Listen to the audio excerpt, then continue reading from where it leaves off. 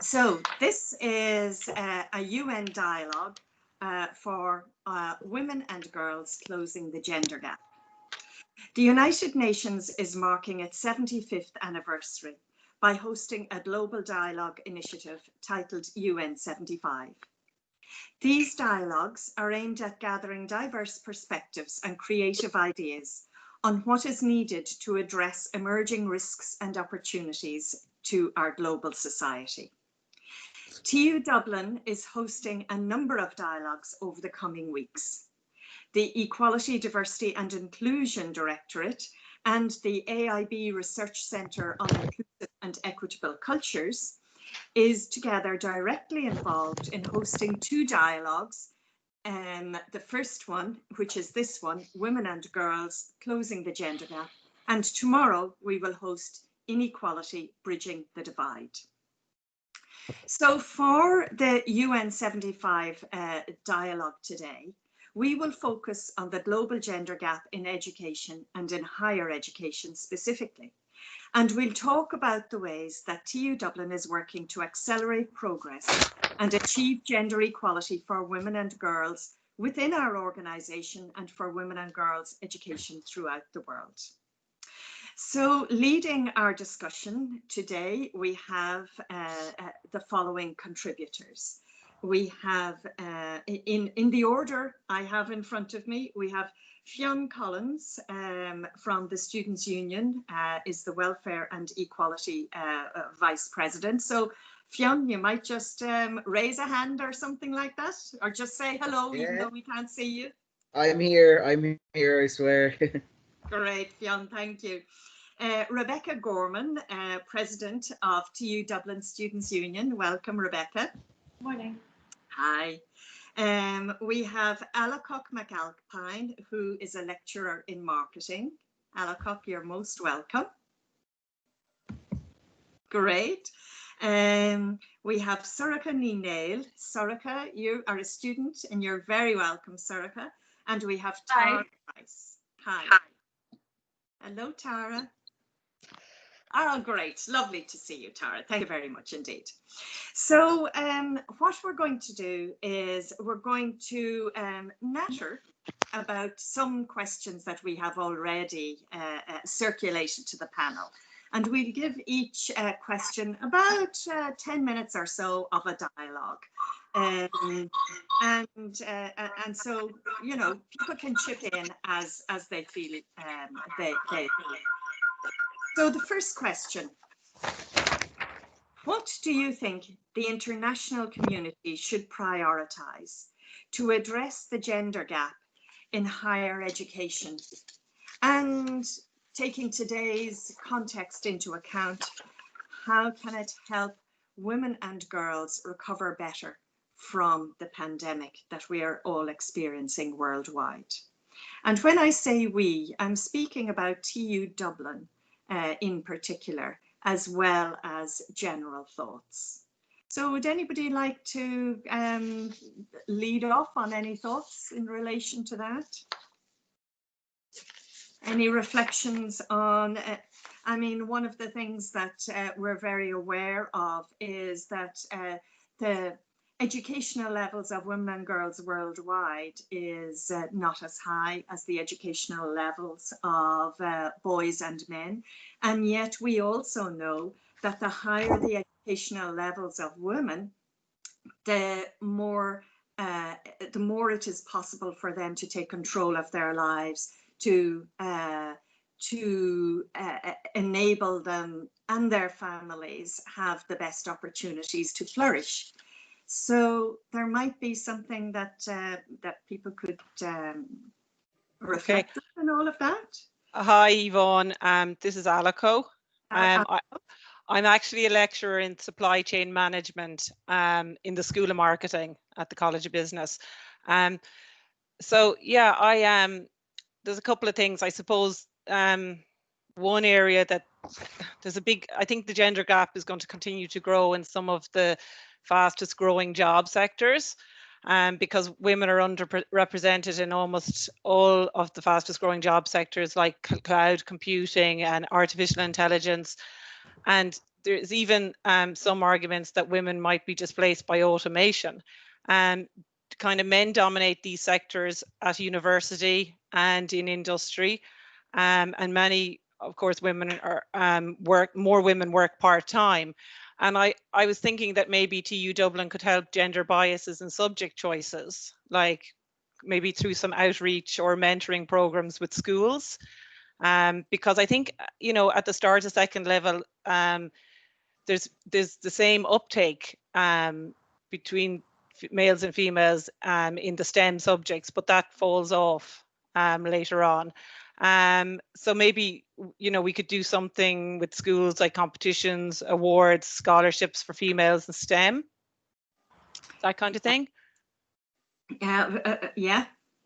These are very important considerations given the world of work is changing so fast, and the jobs in growth areas in the future, as you say, are in those high-tech oriented, digitally oriented roles.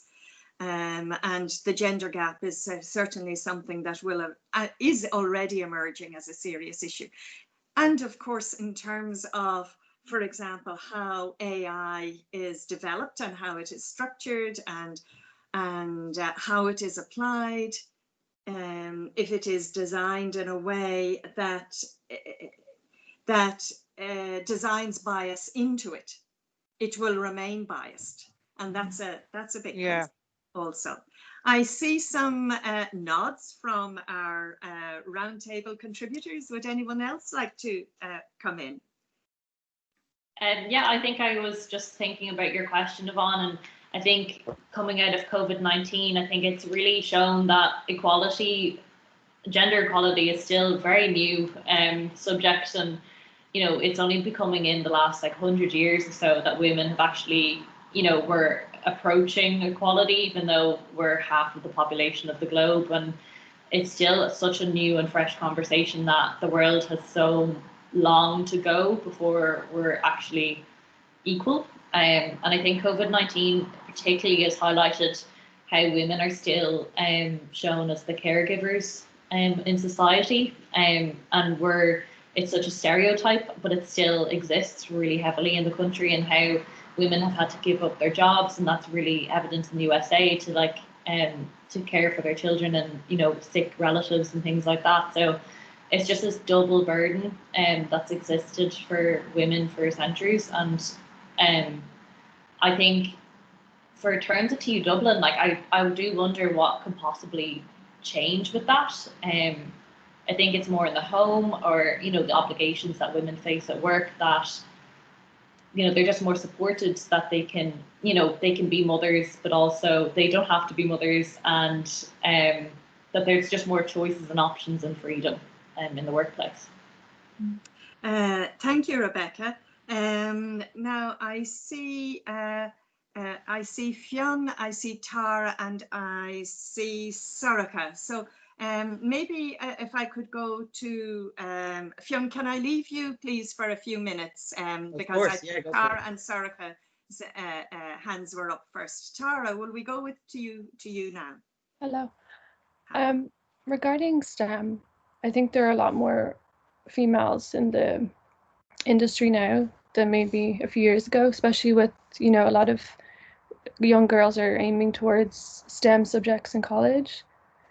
And I also think that like universities in Ireland should maybe fund like a scholarship for PhD research in these areas. Like in Oxford, they have a PhD aimed for women, just for women. It's DeepMind AI. So I think especially TU Dublin would they would benefit from having a research program like that.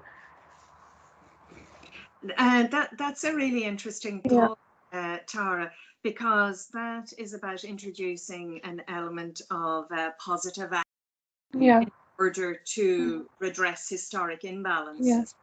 And drawing on models elsewhere, just as you have suggested, Oxford model, I think is that's a very interesting thought. And it also the research program at Oxford, it also it's also very diverse, you know, from all races and backgrounds. So I think that would be good. And also I think investing in childcare, so women can, you know, take time to educate themselves and do a PhD or do whatever, a master's, stuff like that. Great, great. Thank you. We'll come back, I think, circle back to some of those ideas as we go on in the conversation. Sorcha, can we bring you in now? And you might like Yes. Obviously I don't have the expertise of maybe other people, but I was talking to a woman that I know who works in STEM yesterday about this issue, and for her, really, she felt the problem was inclusivity of language, that when she would speak to her employers about, you know, bringing in people on projects, they would always use he pronoun, and they would always say, send me on his details. And I think really from what you know, Tara was saying, and what that women maybe don't feel like they can progress if they want to have a family. I think that comes from that idea. And so I think what we could do with TU Dublin is really focus on this inclusivity of language, because I even find it sometimes in my own college experience that when you just assume that what the person's talking about is a man, or who the person's talking about is a man, it really kind of, it makes a lot of women feel as if they can't go into these areas, or if it, you know, they feel kind of shut out of this. And so really that's something that I think could be an important issue to look at. Thank you, Sorcha. This whole important area of language is very sensitive area, and also reveals the hidden biases that people have, the unconscious bias as well as the conscious biases. Alico, I know you wanted to get back in, and Fiona, I'll go to you then. Yeah, I was just going to build on Rebecca and Sorcha's points about you know, how do we overcome the norms and the national legislation that often kind of form barriers for women. And I think COVID highlighted that you know, we kind of regressed, and family systems kind of regressed to more traditional roles, and women found it very difficult. And I know there's a lot of data that says that, like, female academics output and productivity fell during lockdown, because you know they were the main caregivers and had to do the bulk of the housework. So I think anything that TU Dublin and other universities can do to promote equal division of domestic care and work, and you know, I suppose some of that has to come through legislation, but anything small that can be done, even to kind of anything like in terms of like promoting flexible workplace practices and policies, or you know, childcare on campus, giving women a kind of like a seat at the table, that we're involved in decisions about our the way we work, and then I suppose as a whole that we promote kind of also female entrepreneurship through awards and competitions and maybe scholarships or PhD funding, that kind of thing. Great, yeah, absolutely, Alico. That's absolutely right. Can we bring you in now? So sorry for delay. No, you know, Yvonne, you on this anyway. Let everybody go before myself. When it comes down to this, not many people here in the room would know, but I was assigned female at birth, so I'm transgender. I was born female and now I identify as male. So I lived as a woman for 20 years of my life. So now I am obviously a man. So I would have, as you would say, a unique stance on this, because I have now the views of a man, but I also understand what it's like to be a woman in Ireland, and I have. So in that case, it's hard to explain really, because now I've seen both sides of the story, which is a very unique side of the story to see both. But so I understand there is, yes, in TU Dublin there's a huge gender gap. Obviously men aren't probably seeing it at all, but it doesn't take a man to become a woman for 20 years of his life to understand gender inequality, but unfortunately in this situation it has. So I think there's many things that TU Dublin can do. I think it was Circuit that was talking about pronouns. 100% of pronouns is probably the first biggest thing, to assume first of all, that somebody is, you know, oh, what's his details? You know, I mean, even using just they, them pronouns to start that off, like, what's their details? Like, everybody does it just to like pass it on, or even what's her, you never hear it. I've never heard any meeting I've been in someone say, oh, pass me on her details. Never. Other things such as simple things we could do. We do need more representation of women. I feel like if we started, somebody mentioned, I can't remember, if we could have like little kind of links and scholarships for women. Look at, for example, like engineering in Bolton Street. Like, I walk around there and I struggle to see young women, or any women of any age actually. And it is quite saddening because it's such a big area that there's so much potential in there. So even if we had maybe more career talks, maybe more workshops including women, I think that would be a great way to start. I mean, it is kind of like what Rebecca was saying earlier about starting at home. It is one of those things where women are seeing, and I've seen it. I've been on both sides. I've seen it. So it is kind of one of those things. It's kind of like, where do we start? Do we start with TU Dublin? Do we go in the bigger? Do we have more women included in workshops, or do we start from home? Do we start with saying to students, you know, like, is it something? Do we start at home, or do we start here first? Maybe that's a question I could pose to the women here. What do you feel like? Is it something we should start at home, or should we start at the college? Sorry for going on a bit of a rant there, but there you go. Fionn, thank you, Fionn. That's very helpful, and thank you also for sharing your journey and your very unique perspective on this question. And I wonder if, in fact, it's an either or. Is it a home or work? Why don't we do all of them all at once rather than picking one out? Because, you know, we could be bashing away at one of them for a very long time and get nowhere. But if we if we tackle the problem at a number of different levels, we'd be able to perhaps make some progress. Tara, did I see your an indication from you that you'd like to come back in again on this one? Oh no, sorry, I forgot to lower my hand last time, sorry. All right. Alico, I think you may want to come in. Yeah, I just want to clarify, what do you mean by at home? Well, so at home, sorry, again, probably like from what Rebecca is saying, like, is it more like a situation of like a way of thinking? So is it like a home kind of, you know, oh, the woman stays at home, she's gonna cook, she's gonna clean? Is it starting with like maybe, oh, your dad's gonna go, like, do we try and change people's mindsets? Is, oh, your dad's gonna go out to work, oh, when he comes home I have to cook him food? Like, is it more like a way of how we think at home? Or maybe here's something, a spanner in the mix there. Is it a classism thing, or is it an all over thing? Because it's definitely an all over thing, but does it, if you're from a lower socio-economic background, do you see more of a gender gap? Because I would find maybe you do. But that's up for another debate. Look at me, he's throwing another spanner in the mix there. So when you talk about home then, Fionn, I mean, are we talking about the public and private arenas, the two separate spheres of social life, if you like? Is that kind of what you were getting at? Yes, of course. Alico, you may have a thought on this yourself.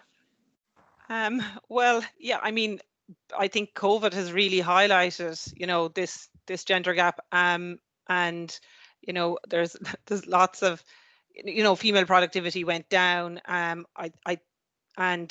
because people were concentrating on, you know, the home, but at the same time, when you're a mum of young children, they tend to want the mum. Like, you know, my kids are at home today because the teacher was a COVID case and I've had to lock the office door and I can hear them screaming, but because they want me, you know, most of the time they want me. So like, it's, you can, I think you know, you can change the attitude at home, but we need the support in the workplace. And that support needs to come, you know, I think, well, you know, whatever impact the UN can have on like European legislation or like, and then kind of that hopefully might feed down to Irish legislation, but we don't have the same, we don't have the same kind of policies in place in Ireland with regards, you know, you should be able to have your baby and you should be able to have your job and you should be able to support it. And there should be things like, you know, extended parental leave or more flexible parental leave. There should be support for breastfeeding mums going back to work. I don't think you should have to, like in our job, stand in front of a class when you're 9 months pregnant and, you know, exhausted, like things like that could make, you know, it easier for work. So yeah, definitely we need to change the language at home, but if we don't have the supports in the workplace, it's impossible to, you know, to do that. Interestingly, there are some universities, and I'm speaking about higher education now, there are some universities that are beginning to look at men's CVs, let's say male academic CVs, and question them in terms of their share of family responsibilities as well. So they say, oh, you have produced 4 books or 10 articles in the last 5 years. Have you had support to enable this to happen? You know, so I think ways of thinking about this that doesn't always put the burden on females or on women, but that expects that those responsibilities, which are lovingly taken on board. I mean, people love their children, love their parents, love their brothers and sisters or whatever. Well, sometimes not always the brothers and sisters, but anyway, you know what I mean. We do, of course, and we lovingly take those responsibilities on board. But it's about sharing in a loving way, sharing those responsibilities. Yvonne, I was thinking, like, it was there, like it's not women more becoming like men, it's the opposite. I think it's men becoming more women, more caring, more empathetic, and where our value isn't just judged by outputs at work as well. Because there's so many ways that women contribute, it's just not recognised in society, you know, and the way our representations with systems, our political representatives, our college like presidents, they don't really show the face of Ireland anymore, and like that women, and you know, like they're not here, but like Black women and disabled women and stuff, like they are just completely hidden away because there's no opportunities for them. So I think, yeah, we need to change it, and I agree with you that the burden isn't just on women to change all this. No, and even now, there's how many men are very unrepresented at this talk. You know, where are they? We have 2 amazingly supportive feminist men here today. Thank you. Yeah. Thank you. And there may indeed be others I just can't see anymore on the screen that I have. Serica, you'd like to come in? Yeah, no, I just to bounce off what they were saying, I just think that this idea that women cannot have a career and have a family at the same time is the problem. And if they can't, it's because they have lack of support. That's why, you know, I was looking, if you see so many cases in colleges like NUIG, where women who were denied promotions and were denied the ability to advance in the institution, so many of them identified that their place as a woman and their families and this view of them, you know, maybe having to take maternity leave, you know, needing that support to take care of a family was one of the reasons, you know. And so I think that in TU Dublin, we really need to look at, as Alaka was saying, really look at supporting the female staff members and look at supporting and even encouraging, you know, more men taking leave, you know, to help look after the children. And I think that that's something that, you know, we've come a long way from the Constitution, the first one where it said women's place is in the home, you know, and I think that that's something that we really need to start putting into place, because it does, you know, I'm a music student, and I've been told a lot that I will have to at some point not have an international career if I want to have children, and that I won't be able to do both. And that if I want to do both, my relationship with my child will probably suffer because of that. And it's a quite, you know, even at a young 21, you know, at quite a young age, it's quite hard to hear that, you know. It's quite hard to already have to start thinking, you know, this is a career that I want to do, but will I be able to do it, you know? And I think that it's something that we just need to really look at and really change people's minds, because women should be able to advance. Women can have both. Women are very strong. Women are very able, and they're able to do both if they want to. We just need to change that mindset. We need to support, you know, I think. Oh, Sarah, Listen to those people. They are completely wrong. Completely. Let me tell you that from my life experience. No, you can have your international career and you can have loving and close relationships with anyone, your children, your partner or partners, whomever you want. Just do not listen to people like that. Sorry, I can't not say that at this point. Can we just now have Caoimhe, you want to come in? I was just going to go to the show of hands question. I just wanted to let you all know we're nearly halfway through our allocated time, so we're at 10:30 now. So we have half an hour left. A half an hour for this roundtable discussion, or a half an hour including questions? Or half an hour including questions. Okay, that's great. That's great. Well, now is just the right time to go to our second question, which is pretty straightforward, which is, do you think the gender gap in higher education in 2045 will be wider, narrower, or about the same as today? So I'm going to take them in turn. So if you think it's going to be wider, will you indicate with your hand either on the little yellow hand or put your own hand up, whatever suits. And that also includes our participants today, because I can see we have some participants. Caoimhe, will you be able to see all of that? All of the results? Yeah, I will indeed. Okay, so the question is, do you think the gender gap in higher education in 2045, 25 years from now, will be wider than it is now? Okay, if you do, then note that. Caoimhe, you've been able to note that?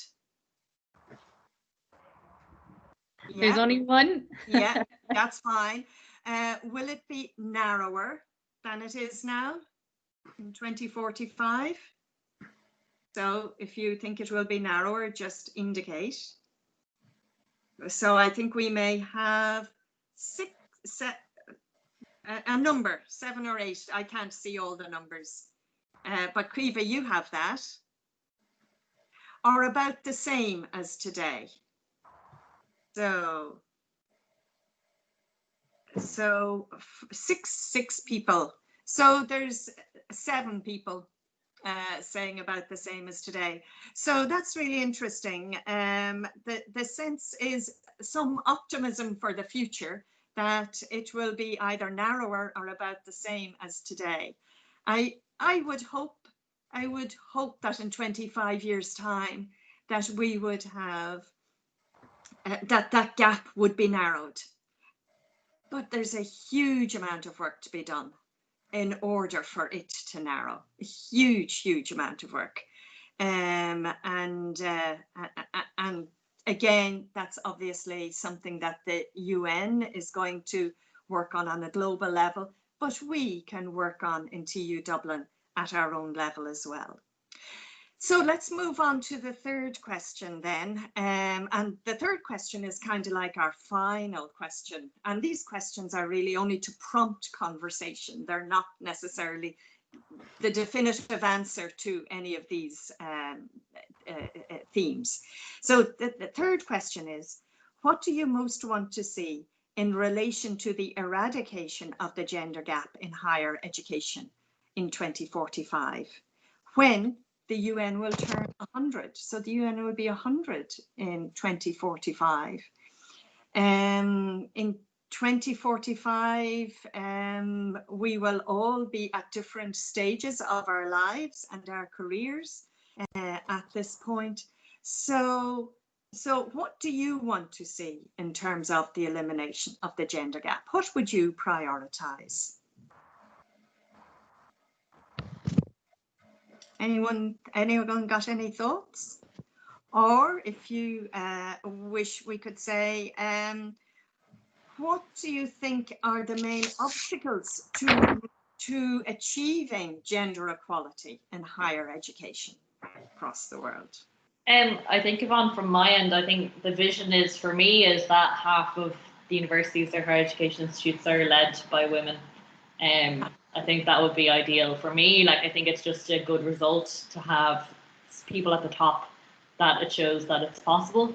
I think the main obstacles are that it's still like so new that women are breaking barriers and coming in universities, and that there doesn't seem to be, there is some appetite for change, but it isn't quite strong yet, to actually want to change things and address the actual barriers, because I think it requires a lot of work from people and sacrifice for some, and acknowledgement of the privileges in society that all of us have. So I think that's a lot of work for people, and I think that's a key obstacle to acknowledge. Yeah, absolutely is. Yeah. Thank you, Rebecca. Anyone else got? We have Mary Farrel, who is one of our attendees, wanted to come in there. Oh, please, yes, Mary, please do come in. Hi, how are you? I actually didn't put my hand. I didn't mean to put my hand up to say that it would be worse. I definitely don't think things will be worse in 20 years. That was a mistake. But what I wanted to say about the education system, because I just finished doing my research on gender inequality in the chef profession, and one of the findings that came out was bias within the education system in lecturing. Where women and where female and male students were channeled into different career paths within the education system itself. So there was an implicit or explicit bias. So I think that is for my area, one of the key things would be gender bias training for lecturers, because it was quite clear and evident within the research findings that there's very strong bias within the lecturing process itself for career paths for girls, for young females and males, and so that carries through into the industry then, and it is very apparent within the industry as well. So for me, I think it's very, very important that you have some training within the system itself for lecturers to make them aware of their own biases that they were not aware of, or certainly they didn't believe that they had them. So yeah, thank you. And Mary, that's thank you for your contribution, and that's a very important insight. We all know how influential teachers and educators are in terms of shaping the thoughts and the way their pupils or their students look at the world. So that's a really important point that you make in terms of the bias among lecturers themselves and their transmission of knowledge, and how they frame and they shape their curriculum to have a bias in it, and that continues to perpetuate. So that's an important point, Mary, that you raise in terms of addressing that. Can we bring some of our other participants in here? So Catherine, I can see that you have your hand up, and maybe we can include you and welcome other contributors who have joined us as well. Hi, Yvonne, thanks for that. No, it's great. I'm a little bit late to the conversation. I'm delighted to make it. I was late for my meeting, but first of all, Circa, I came in just as Circa was talking, and I don't give up and don't think you can't have. I'm an assistant head of school in engineering. First of all, that's my background, but you can have a lovely family who are very supportive and have a great career in the area. So do not give up any students on. Do not. It is very much worth it. Hard work, but it's the best hard work you'll ever do. The other thing is, the comment I suppose I want to make is it's change. What I'd like to see in 2045, if I'm around, is that I suppose that the pace has picked up, whether we're there or not, whatever there looks like. I think I'd like to see that I guess that it's not so hard, that I expect worthwhile things to be challenged, but I suppose that it's not so hard and that the sacrifices aren't so great, to achieve equity, whatever that looks like. But to me, I suppose I'm in higher ed now well over 20 years, and I guess part of me is still a little bit surprised that it is still where we are, that it's still so slow, that the pace is so slow. It's like a big shock. And what the last speaker spoke about, and the effect of a teacher, I was so in love with all my teachers coming up through, particularly the science teachers, whether they were really good teachers or not. I was so in love with science and technology. I took their word as gospel. But I'm so glad I didn't listen to my physics teacher, who was very traditional and said, it's not for girls. You know, instead I listened to my principal, who was a marvelous nun, who had an after-school computing club, and said, Catherine, you ignore that and you go with whatever your gut tells you. And if your gut tells you you want to be the only girl doing physics in a convent school, then you go and do physics and you go and do what you want to do. And she was so right. So I think it's our teachers, but I'd go a bit earlier than that. Common wisdom says, say the girls wanting to do STEM, they choose it in their teens. I think that's shifting now. It's more when they're very, very smallies. And I would notice that now, having my own children. Parents, the effect of parents on children's development and how parents shape what children want to do, and the biases that parents, on how parents, I'm so careful with my own children not to try and, you know, subconsciously affect what they choose and what they want to do, because I think choice, and our children are so lucky and kind of burdened with nearly too much choice these days, and all the effects of social media and everything on them as well. So I think it's the burden and the blessing of having all these choices, but all these biases and all these subtle and not so subtle things and effects on them. But to me, I think in 2045, I would like it, I guess, to be just a little bit less challenging and a little bit more enabling for women and minorities in general to have some kind of equality. It's not supposed to be easy, but I'd like it not to be so challenging, I think, is the main thing for me, you know. Great, thank you. Thank you very much, Catherine. That's really insightful, important points there, and I guess that's what we all. I think that's a really important word, the word enabling. That people are enabled, that women from all situations and all backgrounds are enabled and empowered to achieve whoever they are and whatever their potential is. I mean, I think surely that's, and in a way, that's the ambition we have for all the people that we care about and people that we come in contact with, or people that we represent, such as Rebecca and Fionn here represent so many people. And in a way, that's to enable them achieve their ambition. Yeah, I think that's so important. I would just like to bring in anyone else from who is participating today as attendees. Caoimhe, is there anyone else indicating that they would like to come in at this point? No, not yet. If anybody would, we have one of our speakers. We have Marion Jennings. Marion, did you have your hand up there? Yeah, I think Marion has her hand up. Okay, Marion, lovely to meet you virtually. So please come in. Good morning, Yvonne and colleagues. And like our last speaker, apologies for being late. I was on something that also overran. Thank you very much, Yvonne, and the team for, first of all, running this. And I was delighted also to see the inclusion of the Students' Union, because I think, you know, sometimes we do at maybe institutional level and that a little bit of too much of talking to ourselves and not looking both out and to particularly our body of students. So delighted to see Rebecca and her team. Also, Yvonne, and I know another issue you've looked at is the whole aspect around, you know, gender harassment and sexual harassment. So, and, you know, not just maybe sometimes the focus is only on the sexual harassment part of the harassment conversation, but that there is so much more in the gender harassment. And, you know, I think maybe a lot of us, you know, have experienced it.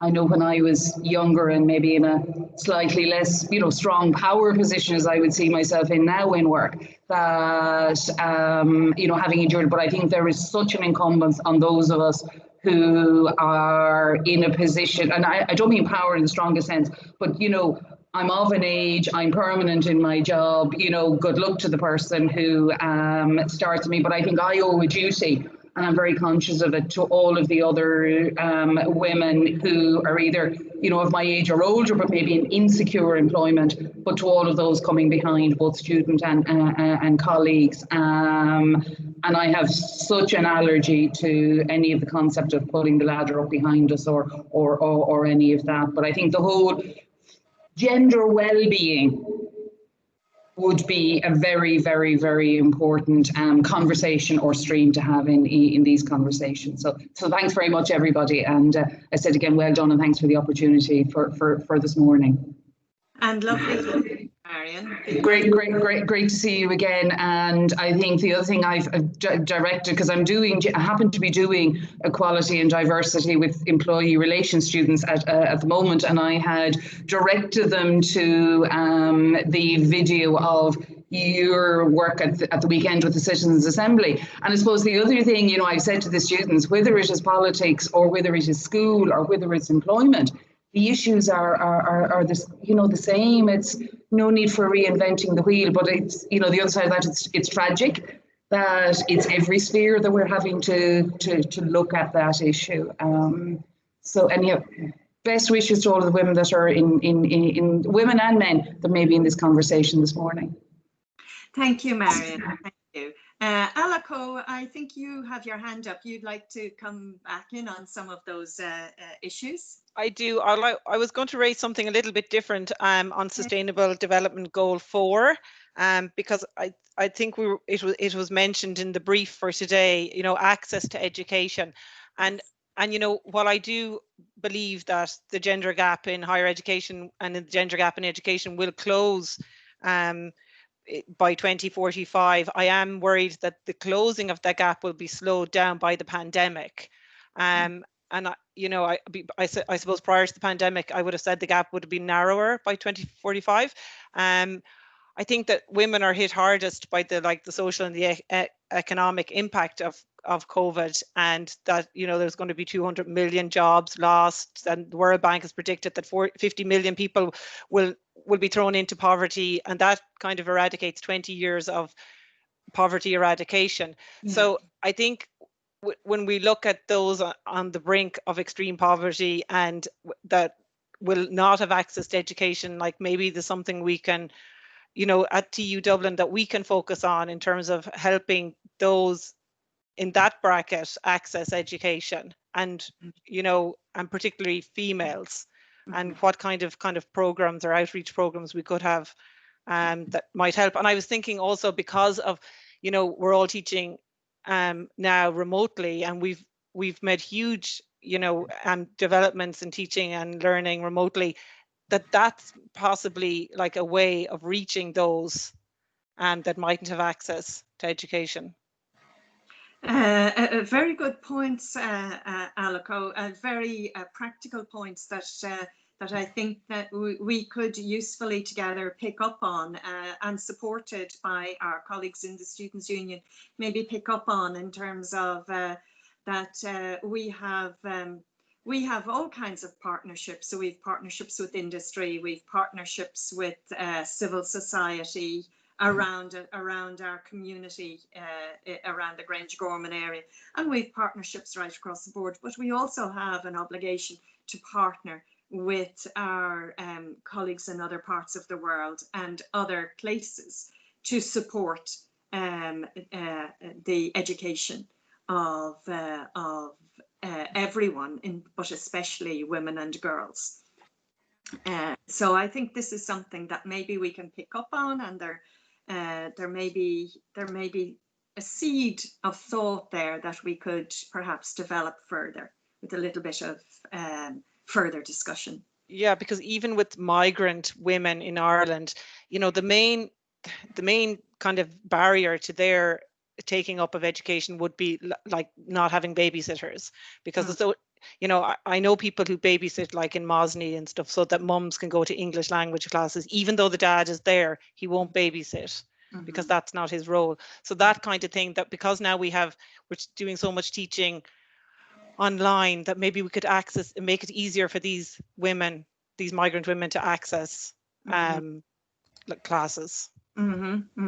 Absolutely, something definitely to consider further. Sorika, you have your hand up there. Would you like to? Yeah, I think also Aliko brought up an amazing point. I think also there needs to be a focus. A lot of women who are in vulnerable situations, maybe with partner violence or intimate violence, I think they will have been severely impacted by the pandemic, and especially by quarantine, not being able to leave. Maybe their financial, you know, their finances were cut off, or what any plans that they had. And so I think there really should be, if we could have a focus on, like I said, migrant women in domestic violence situations, who have been severely affected by the pandemic, you know, women who are homeless or experiencing poverty that might not be able to get the support that they need because the support that they need maybe has been impacted themselves. I think that at TU Dublin, if we could have some outreach programs, maybe some, you know, set up groups that could go out, you know, provide childcare, that could go out, deliver, you know, hygiene products to these women. I think that could be something to take an active role to help others that we can't ourselves. You know, during the pandemic, I took part in giving some donations, and it was something that they said to me, the organizers, that they were looking at a severe decrease in the amount of donations they were able to get and the amount of help they were able to give, because people, you know, weren't able to focus on that, and people weren't able to get the supplies to donate and everything. And so I think that's something that there could be a focus on as well. Absolutely. Yeah, very practical point to make. Mary Farrel I see your hand up, Mary. Oh, sorry. Sorry, I not meant to, sorry. I'm taking it down. Sorry. We have other contributors or other attendees today, in addition to our contributors and the people who've already spoken. Can I invite those people who would now like to contribute, who have not had their voice heard, to maybe come in as we come towards the end of this dialogue, this fascinating discussion? Yvonne, if you wouldn't mind, I'd just like a point. Yeah, I sure. don't see it. Well, no hands are up at the moment. So yeah, I think it's just looking at the bigger picture. I think it's like eliminating barriers seems to be a really key thing to enable women, but also like disadvantaged communities. And it seems like wherever there is a disadvantaged community, women suffer more than the men in that community.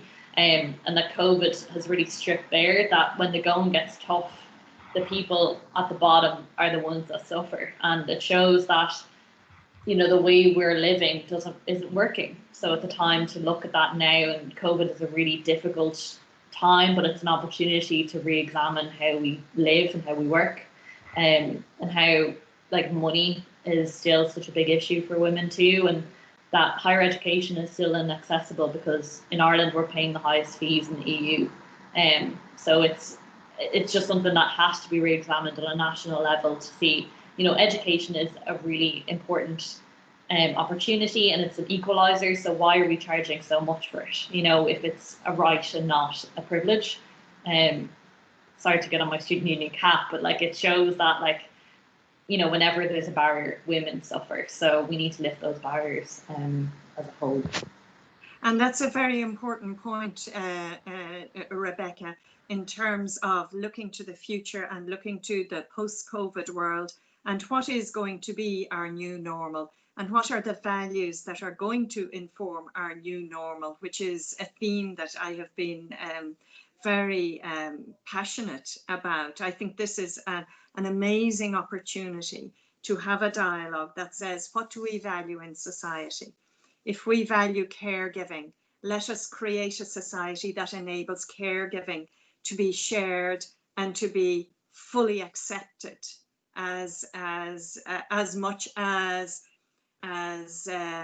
any other activity, any other social and economic activity. If we believe that education is the way to enhance people's lives as well as enhancing our economy, well then let us not be mealy-mouthed about how we organize our education system. Let us invest in it. If we believe that the health of our people is important, then let us make sure that we have a really good access to healthcare for all women and all men all through their lives. And let's get the basics right, which is basically what you're saying, Rebecca. I think this is a wonderful opportunity. And I think this is something that we would ask the UN to do. We'd say to the UN, the basics need to be got right for everybody in the world. And see how we go from there. Is there anyone else that would like to come in at this point? Because we're going to be wrapping up fairly soon. Caoimhe, just give us an idea of our timeline now, please. We have about another 6 minutes, but I think Leslie just put his hand up there. Oh, lovely. Great, Leslie. How you doing there? Yeah, I was just going to chime in on a few points. The camera's on there. Just a couple of, I'd say, progressive moves I was taking from other EDI universities from that point. In UCD,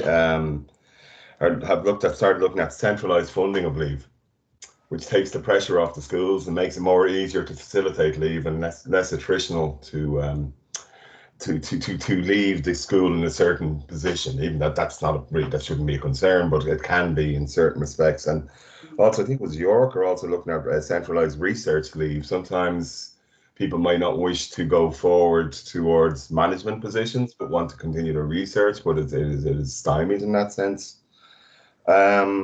Another point, actually talking about the amount of leave and talk about being on your feet 9 months pregnant and a whole lot of that. One key, if you're looking at consensus view, we were talking about it in the beginning there with the citizens. From that point, actually, one thing come out of COVID is that preterm births have significantly dropped.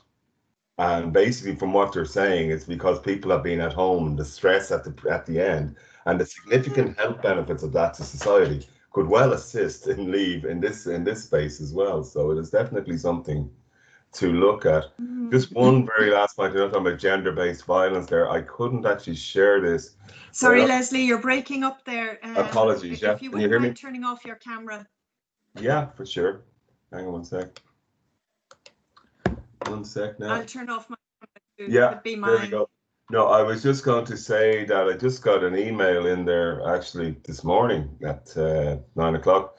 But the Scottish Funding Council are doing through Advanced HE, gender-based violence, understanding the dynamics of gender-based violence, which is going out on the 28th. Maybe I can send it on to you, Yvonne, because I can't really share. There isn't a thing to share it here, which might be of interest to some participants. You know, that's basically it.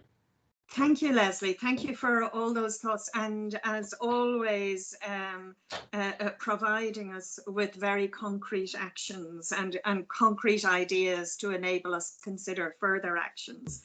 Thank you for that. And in terms of the Scottish Funding Council webinar or meeting, so we will circulate that to all the attendees on this Zoom call afterwards. For anybody who wishes to join up to that. So thanks very much indeed. No problem. So I think at this point, I think I will draw this dialogue to a close.